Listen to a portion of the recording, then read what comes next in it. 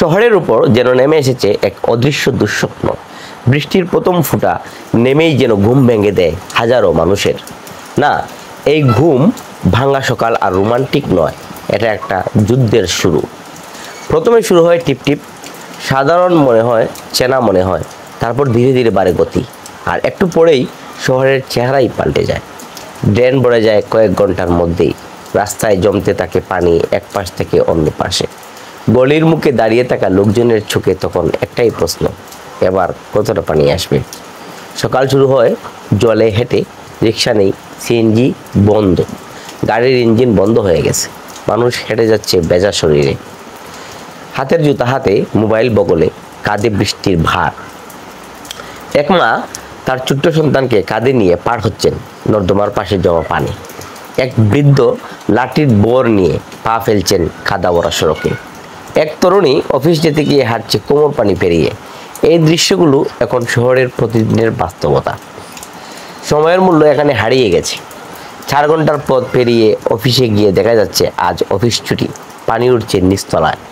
ফিরতি পথে চোখে শুধু ক্লান্তি আর মনে প্রশ্ন, এই শহরে কি মানুষের কষ্ট কাউকে দেখা যায়? দোকানের দোকানে পানি, হকারের ব্যাগে নেই বিক্রির কিছুই। মুদির দোকান থেকে শুরু করে হকার সবাই দাঁড়িয়ে তাকিয়ে আছে পানি সরে যাওয়ার আশায়। তারা জানে এই পানি যতদিন থাকবে তাদের পরিবার ততদিন না খেয়ে থাকবে। অপরদিকে ঘরে ঢুকে পানি বাড়ছে। ফ্রিজের নিচে গুড়ি মেরে দাঁড়িয়ে আছে মাছের ঠুঙ্গা। খাটের 4 কোণায় ইট দিয়ে উঁচু করে রাখা হয়েছে বিছানা। কিচেনের চুলা ডুবে গেছে, রান্না হচ্ছে না, খাবার নেই। এরকম অনেক পরিবার আছে। শিশুদের চোখে ঘুম নেই, মুখে হাসি নেই। বৃদ্ধরা জ্বর নিয়ে শুয়ে আছে ভেজা তুষকে। ডাক্তার ডাকতেও ভয়, পানি ডিঙিয়ে আসবেন কিভাবে? এখন শুধু সর্দি কাশি নয়, হুমকি হয়ে দাঁড়িয়েছে পানিবাহিত রোগ, ডেঙ্গু, চর্মরোগ। নগর কর্তৃপক্ষ বলছে পরিস্থিতির নিয়ন্ত্রণে, কিন্তু বাস্তবতায় মানুষ হাঁটছে ড্রেনের ময়লা পানি মারিয়ে। এক একটা নর্দমা যেন এক একটা মৃত্যুপাত। কত শিশু ডুবে গেছে এই ড্রেনের গর্তে, তার হিসাব রাখে কে? মানুষের মুখে এখন আর অভিযোগও নেই, আছে ক্লান্তি, আছে অভ্যস্ততা। তারা জানে এই শহরে সমস্যার চেয়ে আশ্বাস বেশি। তবু কিছু মুখ সামনে আসে, যারা বইয়ের মধ্যে আশার আলো হয়ে দাঁড়ায়। তরুণেরা স্বেচ্ছাশ্রমে নর্দমা পরিষ্কার করছে, বাড়ি শুকনো খাবার দিচ্ছে কেউ।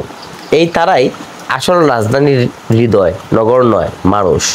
প্রশ্ন জাগে, এই শহর কি কেবল দুর্ভোগের জন্যই বাঁচে? আমরা কি বৃষ্টির নাম শুনে আতঙ্কিত হব, নাকি সময় এসেছে জেগে ওঠা?